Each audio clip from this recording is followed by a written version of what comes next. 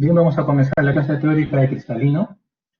Acá tenemos todas las partes que va a constar la clase. Primeramente un concepto anatómico, qué cosa es el cristalino, algo de embriología, histología del cristalino, luego la fisiología, cómo examinamos, es decir, la semiología de lo cristalino como es, la historia clínica, luego ya pasamos a patología y terminamos con la patología más frecuente que es la opacidad de cristalino o catarata y la cirugía. Es decir, algo sobre cómo operamos un cristalino. ¿Cuál es el concepto, no? El cristalino es un órgano transparente, avascular y que no tiene inervación, es decir, forma parte de los órganos transparentes del globo ocular, conjuntamente con el humor vítreo y el humor acuoso, que forma parte de los órganos transparentes. Este órgano es naturalmente biconvexo y divide al ojo en dos porciones o segmentos. Por delante del cristalino, el segmento anterior. Por detrás, el segmento posterior. Este cristalino se encuentra suspendido y relacionado con el cuerpo ciliar a través de las fibras de la zónula. Estas zónulas, que son fibras, sostienen al cristalino, lo sostienen y lo unen, lo relacionan con el cuerpo ciliar donde están los músculos de la acomodación, que son los músculos de Rouget y de Müller, que son los que permiten que el cristalino haga su función, que es la función principal que tiene. Entonces el cristalino por delante divide el ojo en dos porciones o segmentos. El segmento anterior, que a su vez tiene dos cámaras. La cámara anterior entre la córnea y el iris, se llama cámara anterior, y la cámara posterior entre el iris y el mismo cristalino. Entonces, estas dos cámaras, tanto la anterior como posterior, forman el segmento anterior. Detrás del cristalino se encuentra el humor vítreo, y se encuentra la retina, también la coroides, obviamente, la esclera. Todo esto contribuye a formar el segmento posterior del globo ocular. Entonces, el cristalino divide arbitrariamente al ojo en dos porciones o segmentos. Es avascular, igualmente que la córnea, pero a diferencia de la córnea, no tiene inervación. Se compone básicamente en 65% de agua, 35% de proteínas que son específicas del cristalino, las alfa, beta y gamma, y minerales. El metabolismo de la glucosa se hace por las vías anaerobias del metabolismo de la glucosa, es decir, el cristalino no tiene metabolismo aeróbico.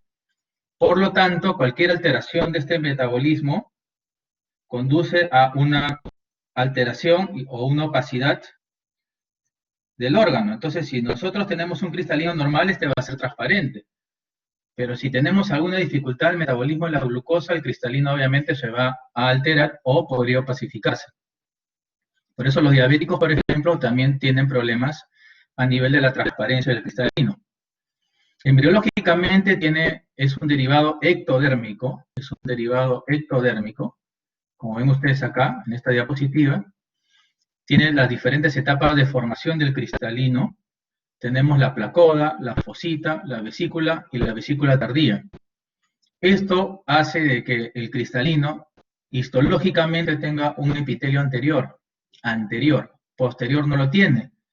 ¿Por qué? Porque esta migración de estas células ectodérmicas para formar el segmento posterior a través de una túnica o capa vascular, o sea, acá hay un vaso sanguíneo llamado arteria hialoidea, contribuye a formar todo el segmento posterior del cristalino. Entonces, al final, solamente tiene un epitelio en la cara anterior. Atrás no tiene epitelio. Entonces, el cristalino es un derivado ectodérmico, el cual contribuye a formar la cara posterior del cristalino, ¿no? El segmento posterior. Histológicamente tiene 5 componentes, siendo su estructura básica las fibras del cristalino, que vamos a explicar posteriormente. Por fuera tiene una cápsula. Esta cápsula es bastante delgada, está formada por colágeno de tipo 4, o sea, es bien elástica la cápsula, Está formada por una cápsula anterior y posterior. Ambas son bastante delgadas, de 5 a 10 micras de grosor, siendo ligeramente más gruesa la cápsula posterior que la anterior, pero ambas son bastante delgadas, y elásticas, o sea, es decir, el colágeno que la forma hace que el cristalino sea elástico, que pueda cambiar de forma. Por eso tiene su principal función. Luego tenemos un epitelio, obviamente embriológicamente es un epitelio anterior, es un epitelio anterior, y está formada por una sola capa de células. Luego tenemos a las fibras, que son el elemento más importante del cristalino. Estas fibras de tejido colágeno están formadas por prismas hexagonales, o sea, 6 lados, los cuales están unidos por un cemento o pegamento, similar al pegamento que vemos en la córnea. Es algo similar. Entonces, este pegamento mantiene las fibras unidas y hace que dispongan su disposición como capas de una cebolla, concéntricamente, yendo menos densas en la periferia y mucho más densas hacia el centro del cristalino. Estas fibras determinan la presencia de un epinúcleo, de un núcleo y de una corteza. Yendo de afuera adentro, tenemos la corteza, donde estas fibras son menos densas, el epinúcleo, que también ya son algo más densas estas fibras, y finalmente el núcleo, donde sí las fibras están bien condensadas. Estas 3 estructuras son independientes de sí. Es importante conocer por la anatomía quirúrgica que podemos tener. Entonces, el epitelio, luego sigue la corteza, luego sigue el epinúcleo y finalmente el núcleo. ¿Por qué? Porque se diferencian, porque estas fibras son más densas desde la periferia hacia el centro. Cuando uno nace, se van formando nuevas fibras, todavía, hasta la adolescencia. Más o menos hasta los 20 años se pueden formar nuevas fibras que son más densas a medida que van hacia el núcleo. Por eso un recién nacido tiene un cristalino no tan grueso, delgado y bien transparente, y a medida que uno avanza en la edad, el cristalino se torna más pesado y más grueso. Se cree que es más o menos 3 milímetros el diámetro antero-posterior del cristalino, y conforme avanza la edad, este cristalino se va engrosando, se va volviendo más pesado, se va volviendo más pesado y se va volviendo más denso hacia el momento que llega a la superficie, al centro. O sea, su densidad aumenta con que llegue el cristalino más hacia el centro. Acá está la disposición de suturas en I anterior y en I posterior, porque estas fibras se van disponiendo como capas, ¿no? Concéntricas, determinando 2 suturas. En la cara anterior, la sutura en I anterior un poco más clara, y atrás la sutura en I posterior es algo más oscura. ¿Cuál es la principal función del cristalino? Lo que les decía, la acomodación. La acomodación. ¿Y qué consiste esto? Es la capacidad que tiene el cristalino de enfocar los objetos en la retina. O sea, es la capacidad que tiene el cristalino de cambiar de forma y enfocar el objeto en la retina, básicamente en el área macular, que es el área de visión central de la máxima visión de agudeza visual. Entonces, aquí es donde el cristalino enfoca el objeto. ¿Cómo lo hace? Interactúa con su zónula y con los músculos de la acomodación. El músculo se contrae, la zónula se relaja y el cristalino cambia de forma. Esta interacción está, digamos, sujeta. Estos son músculos estriados, o sea, son músculos voluntarios. Uno puede enfocar porque quiere enfocar. Entonces, esto está mediado, ¿cierto?, por un reflejo voluntario. Nosotros accionamos estos músculos y luego el músculo mueve al cristalino para que enfoque los objetos en la retina. Esto consiste en la acomodación.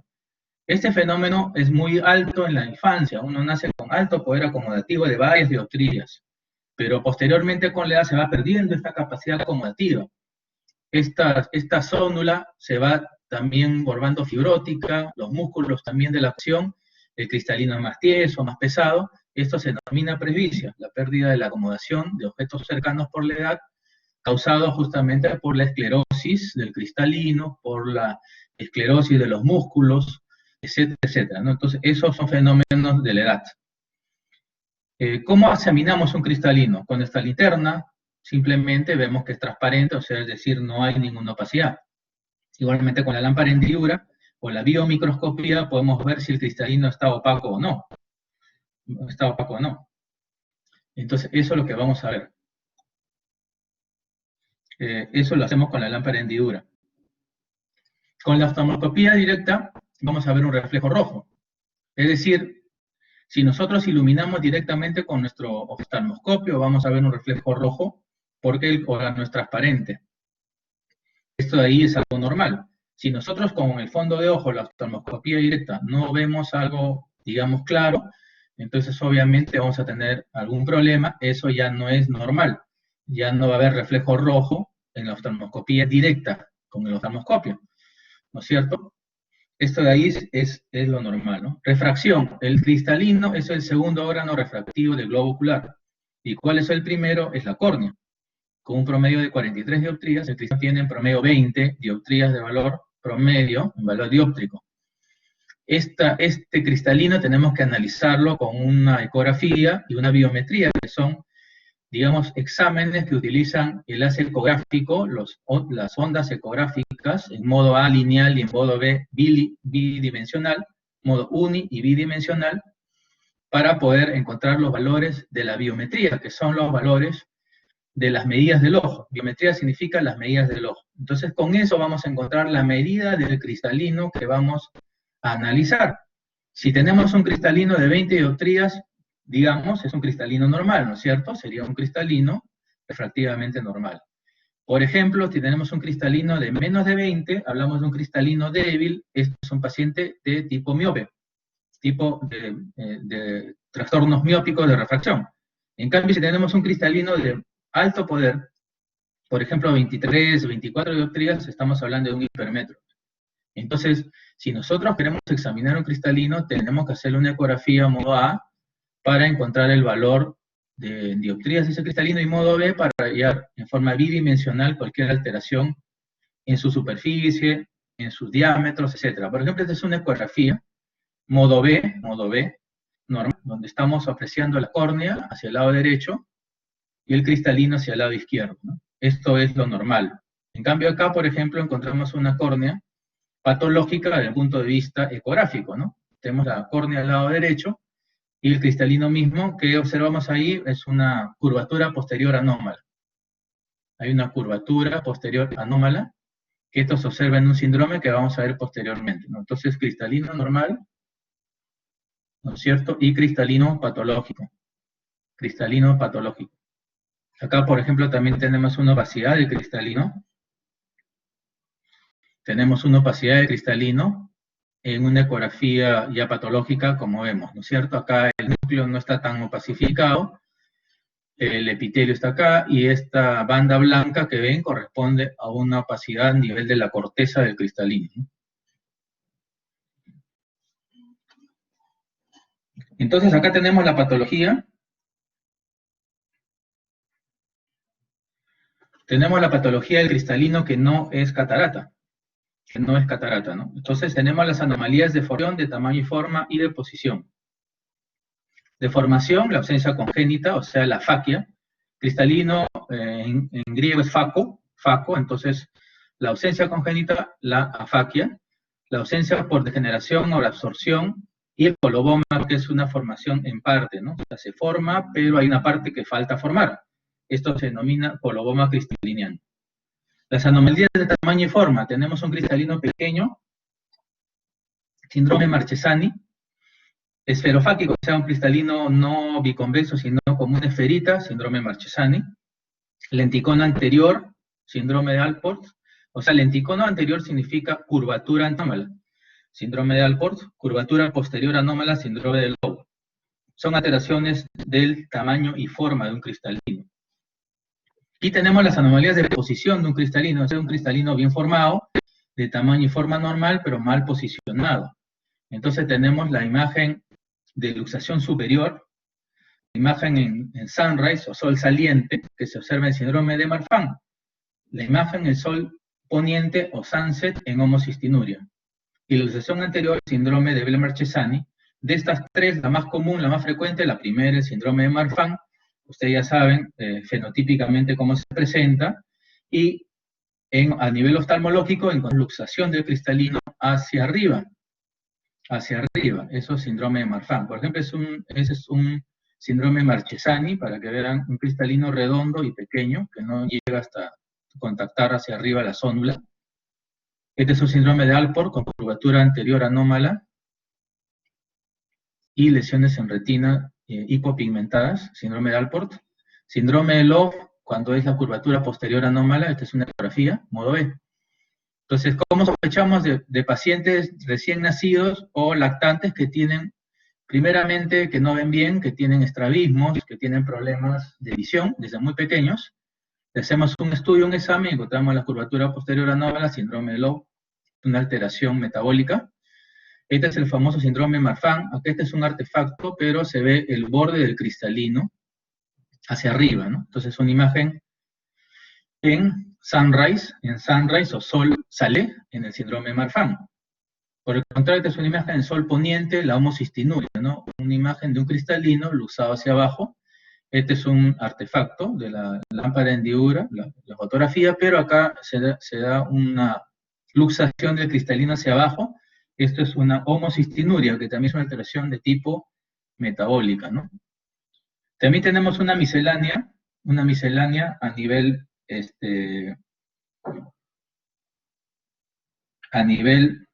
del cristalino, o sea, antes de entrar a patología, que es la catarata. El síndrome de exfoliación es una pérdida de las células de cristalino. Ahora, ¿dónde se encuentran las células? En el epitelio anterior. ¿Y cómo se ve al examen con el paciente? Se ve una especie de copos de nieve, puntos blancos alrededor de la pupila. Entonces, eso se denomina el síndrome de exfoliación, con la presencia de estos puntos blancos alrededor de la pupila. Pero también una pseudoexfoliación, o sea, estos puntos blancos son parte no necesariamente del cristalino, sino de la zónula. Entonces, ahí está la diferencia, ¿no? Digamos, el aspecto externo es muy similar en ambos casos. La diferencia es que la exfoliación, que es la pérdida del epitelio, se ve ya con un examen, podemos hacer una ecografía, una tomografía, un OCT de segmento anterior, por ejemplo. Estos exámenes nos va a sacar de dudas si es que el problema es en el cristalino o en la zónula. Pero el aspecto es muy similar, y ahí tienen los ejemplos en el slide de los casos en los cuales hay exfoliación y pseudoexfoliación. También tenemos una uveitis facogénica, es decir, una inflamación del ojo debido a un factor del cristalino.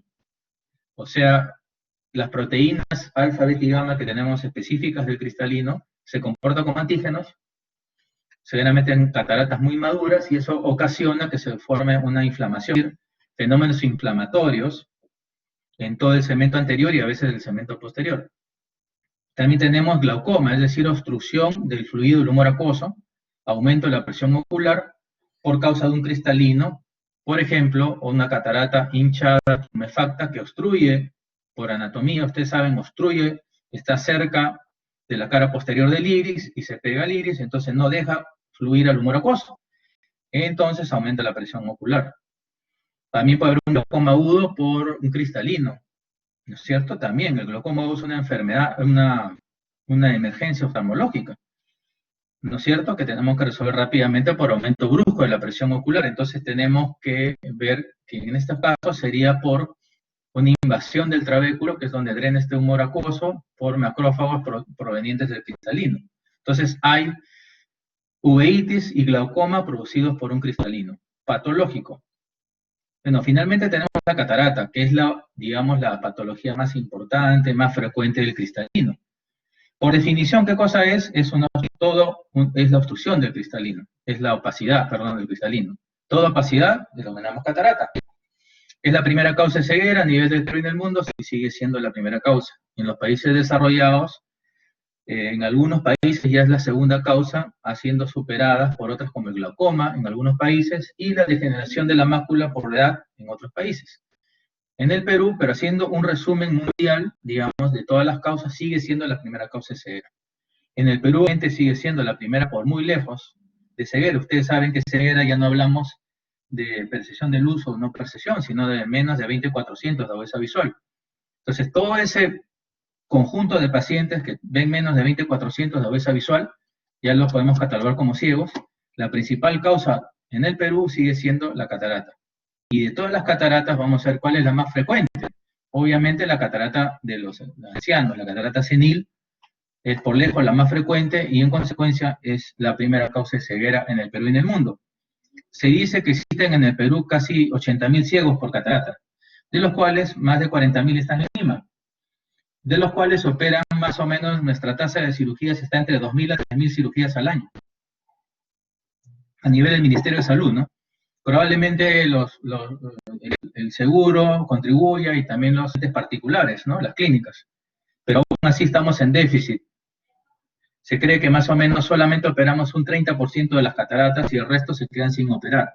Entonces, ahí hay un reto para los nuevos especialistas, ¿no? De que tenemos que llegar a todos los que tienen catarata, que muchas veces están en su casa, no salen, y operarlos mucho más ahora que hay riesgos de pandemias, pero operarlos con toda la seguridad, porque es una cirugía teóricamente limpia, teóricamente que no tiene ningún riesgo, con la debida protección posible, no hay ningún problema.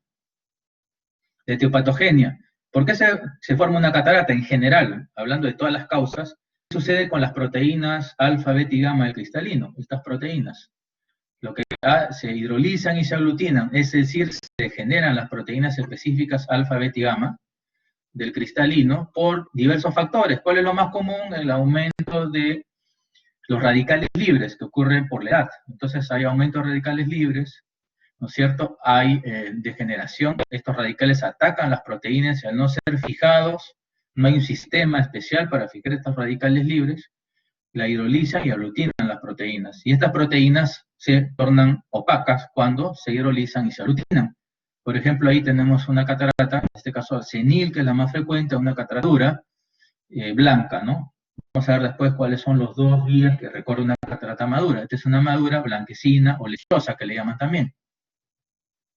¿Cómo se clasifican las cataratas? Según dos parámetros, según su morfología y su etiología. Según su morfología, es una clasificación netamente académica, ¿no? Básicamente que divide a las cataratas en capsulares, corticales, supranucleares, nucleares y cataratas de sutura.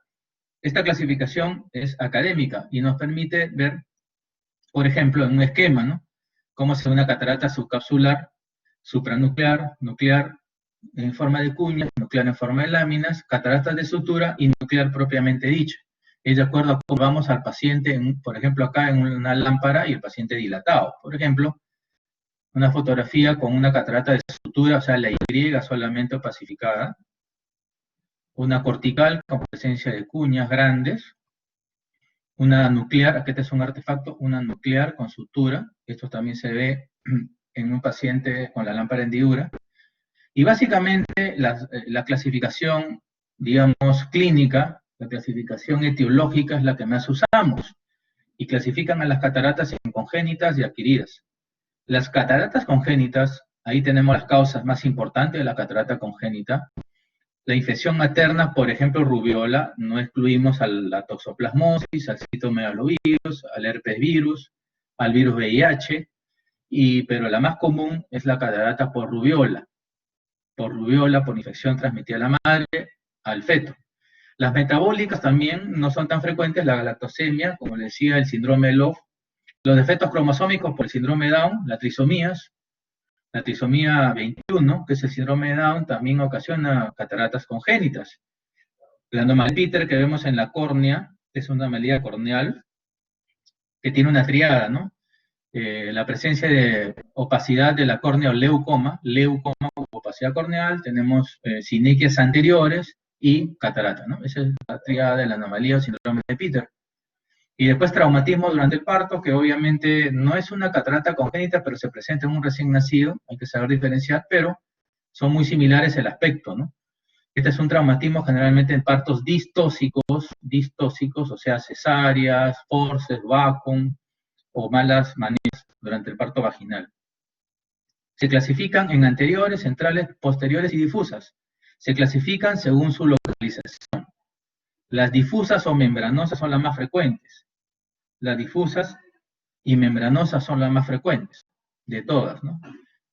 Por ejemplo, esta es una catarata nuclear o central, por ejemplo, que también se puede diferenciar, una catarata nuclear o central, ¿no es cierto? Esta es una catarata membranosa o difusa, que es la más común de esta clasificación de cataratas congénitas. Se dan cuenta, la formación de membranas es una difusa. El diagnóstico diferencial se hace con otras patologías, es decir, si tenemos un recién nacido que tiene una leucocoria, nosotros vamos a tener 4 diagnósticos diferenciales, ¿ya? El primer diagnóstico es la misma catarata congénita. Diagnóstico catarata congénita, es lo más común, lo más frecuente. Luego tenemos la segunda causa por frecuencia, ese niño, ese término se llama retinoblastoma. Es el tumor de la infancia más frecuente, es un tumor maligno que puede producir la muerte al paciente, ¿no? Si no se diagnostica y se trata a tiempo. Entonces, el retinoblastoma, que es el tumor de la infancia más frecuente, es la segunda causa de leucocoria o pupila blanca. Aquí vemos un retinoblastoma, este es el artefacto, pero acá hay pequeños vasos, es como un tumor. Pero el aspecto produce también una pupila blanca o leucocoria. Otro diagnóstico es la retinopatía del prematuro, que se presenta si el paciente obviamente nace antes de las 38 semanas, es un prematuro, peso menos de 2,500, ya podemos decir que es un paciente prematuro. Tenemos leucocoria, o sea, pupila blanca, probablemente sea una retinopatía de la prematuridad, o ROP, ROP por sus siglas en inglés. Es la tercera causa. Y la última causa de una leucocoria es la persistencia del vitrio primario hiperplásico, o sea, el vitrio no pasa a ser secundario o terciario, en consecuencia se queda como un vitrio opaco. Entonces, esas 4 patologías, en orden de frecuencia, vamos a tener, ¿no? Catarata congénita, retinoblastoma, retinopatía del prematuro, y por último, la menos frecuente, persistencia de vitrio primario hiperplásico en estos pacientes. Finalmente, el tratamiento es quirúrgico en estos casos. Todo paciente con diagnóstico de catarata congénita tiene que ser operado. Aquí hay que tener bastante precaución con la inflamación. Es una catarata muy inflamatoria, tener mucha precaución. Dar corticoides, sí, efectivamente se puede dar corticoides tópicos en altas dosis, pre, intra, inclusive posoperatoriamente. Hacer una buena capsulotomía anterior, ¿no es cierto? Retirar bastante bien la cápsula anterior y obviamente tener precaución, pues son cataratas blandas, no utilizar mucha energía en el ultrasonido, y etcétera. Los pronósticos dependerán de la patología de fondo, ¿no es cierto? Si tiene un problema en la retina, obviamente va a tener peor pronóstico que un paciente que solo tiene una catarata causada, por ejemplo, por un problema viral, ¿no? Por ejemplo, si es que no tiene otra alteración y solo tiene, digamos, catarata congénita, se opera y tiene mejor pronóstico, pero hay que operar precozmente para evitar la ambliopía. Luego tenemos las causas de catarata adquirida, que es la otra clasificación que nosotros vamos a hacer, ¿no? Por ejemplo, tenemos las causas virales, causas inflamatorias, causas traumáticas, farmacológicas y generativas. De estas, la más común, la más frecuente es la senil, una causa degenerativa, y luego tenemos las metabólicas en diabetes mellitus, o sea, primero senil y luego diabéticos. Luego tenemos los traumatismos, que también ahora están algo frecuentes, ¿no es cierto? Y viene por fármacos, ¿no? Estamos viendo pacientes que usan esteroides, corticoides, por diversas causas, enfermedades, no enfermedades, etcétera, por cualquier motivo, hasta automedicación de esteroides en forma sistémica, o sea, vía oral, vía parenteral, inclusive, ¿no? Entonces, primero la senil, que es la más frecuente de todas las cataratas, más del 60% son seniles aproximadamente, luego tenemos metabólicas en diabéticos, los traumatismos y los fármacos. Y ya luego vienen las otras causas, pero básicamente son las más comunes. Y esto determina la clasificación en cataratas metabólicas, tóxicas, traumáticas y seniles. La más común, la catarata senil, luego tenemos las metabólicas, las traumáticas y por último las, en este caso tóxicas, se ha agrupado por el uso del corticoide.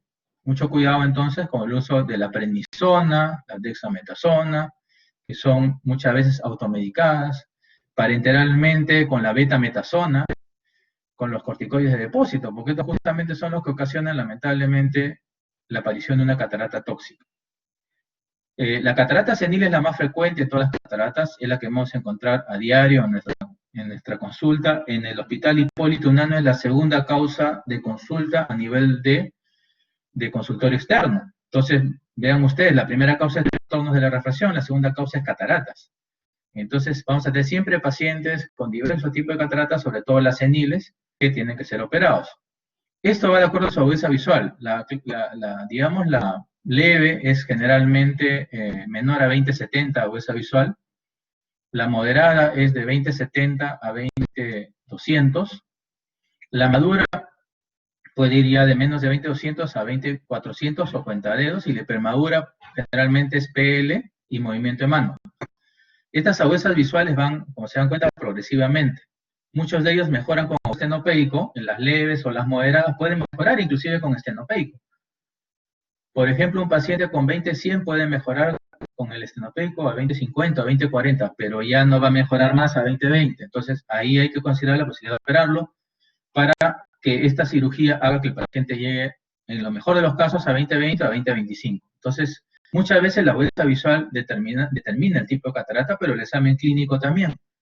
Muchos dividen a cataratas por eso en 4 cruces, ¿no? Yo digo leve 1 cruz, moderada 2 cruces, madura 3 cruces, hipermadura 4 cruces sobre 4. Eso determina la evaluación del paciente con una catarata. Obviamente va a tener también, de repente, ver bien si es de la cápsula, si es el núcleo. La más común de las cataratas seniles es la catarata corticonuclear, o sea, quiere decir que la corteza, el epinúcleo y el núcleo están opacificados. Esto se ve en las maduras y en las hipermaduras. En las otras todavía puede haber una parte que está libre del cristalino y la vamos a ver transparente y solamente opaca una parte. La catarata del diabético es la subcapsular posterior. La catarata del diabético es la subcapsular posterior, o sea, por detrás del cristalino, en la cápsula posterior, ahí se opacifica, ¿no? En cambio, en las seniles generalmente ya son cataratas corticales y nucleares, corticonucleares. Las hipermaduras tienen 2 caminos, como le decía al inicio, la fotografía de la catarata puede ser el camino de la madurez de tipo lechosa, o sea, catarata blanca, o catarata negra o nigra por la presencia de pigmentos. O sea, estos pigmentos pueden hacer de que la catarata se opacifique, es decir, que parezca aparentemente que no hay nada, pero es una catarata negra, ¿no? Entonces siempre hay que tomar en cuenta que puede ser o blanca o lechosa, o negra, ¿no? O hipermadura negra. Estos son ejemplos de cataratas tóxicas, cataratas por ultravioleta y rayos X, también se cuentan, ¿no? En pacientes que trabajan con rayos X, pacientes que están en contacto con el rayo UV, las traumáticas por presencia, estos cada día son más importantes por presencia de heridas, en este caso un trauma ocular abierto, una herida penetrante, y que ha ocasionado una opacificación del cristalino. Acá tenemos una negra, ¿no? Que lo cual ya se rodea de pigmento oscuro, y parecería que el cristalino está pues medio opaco solo al medio, pues todo el cristalino que está opaco. Si no lo operamos, esto va a seguir opacificándose y va a llegar a ser completamente negra. Y esto es una catarata hipermadura, cuya agudeza visual, pues obviamente está en movimiento de mano o percepción de luz, es una agudeza muy baja. Esta es una uveítica o inflamatoria para que vean ustedes las sinequias, todas las adherencias que puede haber. Entonces el tratamiento de la catarata es quirúrgico, no hay otro tratamiento, es una cirugía. Acá es un slide antiguo, pero para que vean cómo antiguamente se abordaba una catarata, ¿no? O sea, se lo sacaba completo, como ven acá en los siguientes slides, ¿no? O sea, se lo sacaba con toda la zónula. Con toda la zónula el cristalino salía completo. ¿Y qué hacían para reemplazar el cristalino? Porque tenemos que reemplazar este órgano utilizando lentes. Por ejemplo, el paciente veía así, ¿no? Se llama afaquia, ¿no? Este paciente se llama afáquico, por la sencilla razón de que no tiene cristalino, ¿no? Pseudofaquia es el diagnóstico que involucra ya un cristalino artificial, pseudofaquia, ¿no? Pues acá tenemos que se usaban lentes, como vemos ahí, ¿no? Se usaban lentes de contacto e implantes, ¿no? Y a partir de los años 80 se comenzó a usar implantes.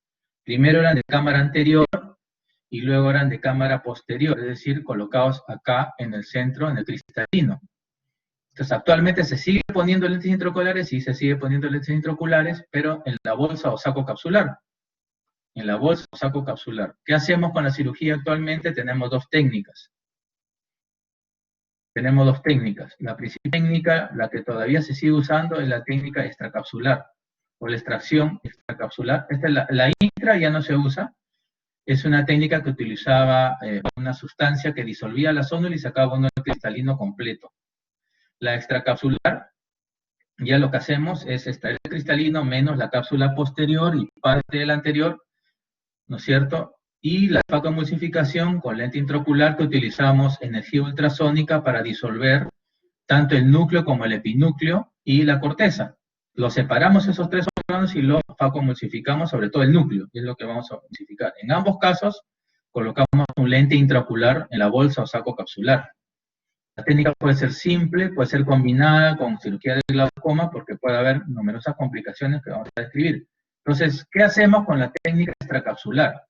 La primera técnica que se usa actualmente, y luego vamos a aplicar la otra técnica. Hacemos una incisión, generalmente esclerocorneal, de 8 a 9 milímetros de tamaño, es un poco grande, puede ser también algo menor. Estas incisiones son, digamos que se utilizan suturas. Algunas también son autosellantes, pero también utilizan suturas. Por esta incisión extraemos todo el cristalino manualmente por el empleo de instrumentos. No utilizamos equipo, ¿no? Sino instrumentos, básicamente, para extraer la cápsula anterior y dejamos la posterior y un poco de la anterior intactas para colocar acá la lente intraocular. Luego lo colocamos, absorbemos todo lo que colocamos, sustancias especiales de mantención de cámara, suturamos y listo la cirugía. La otra técnica es la facomulsificación, utiliza ultrasonido, incisiones autosellantes a nivel corneal, ya no esclerocorneal, sino corneal, netamente, son autosellantes, no se utilizan puntos. Introducimos acá una punta de FAC, o sea, utiliza ultrasonido, se hace igual la capsulotomía anterior, el ultrasonido emulsifica, y luego todo esto lo absorbe y acá va el lente intraocular. Entonces, ambas técnicas utilizan lente intraocular en la bolsa saco capsular, ambas se extraen, una por forma manual y la otra sonido por un instrumento, y por acá justamente lo que hace es solamente lo absorbe a través de esta punta, en el caso del facomulsificador.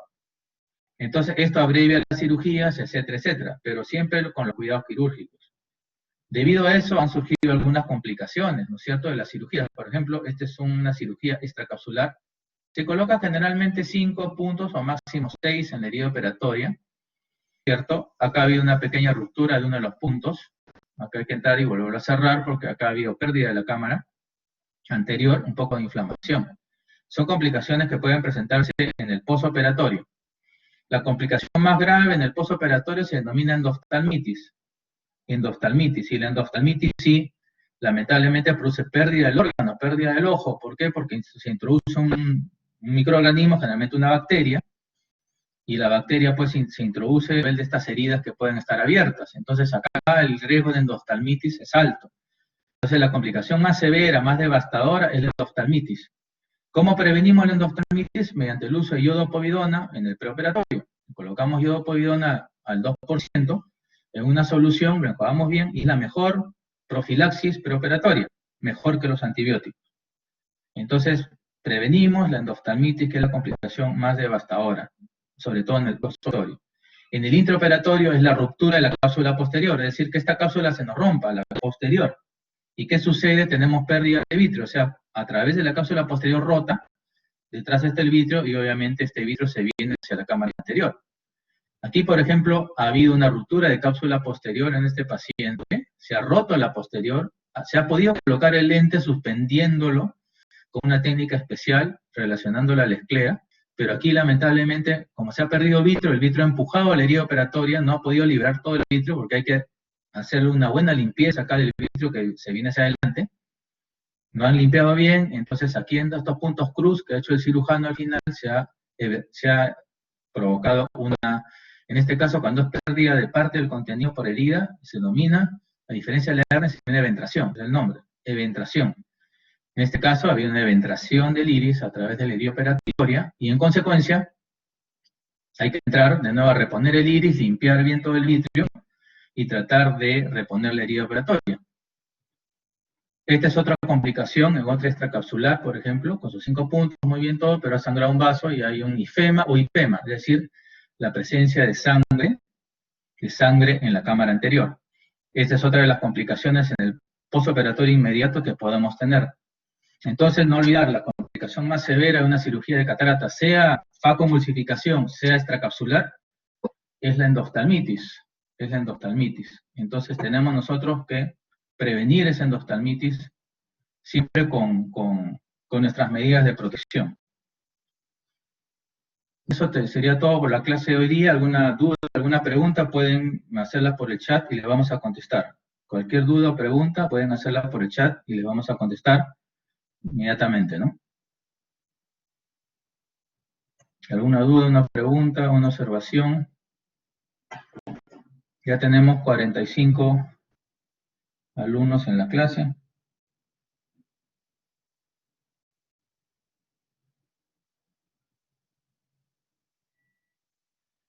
¿Alguna duda? ¿Todo está ok?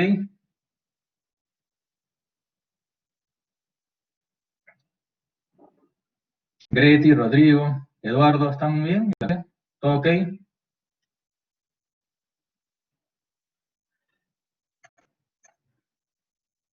Cualquier pregunta, pueden por favor hablar por el chat.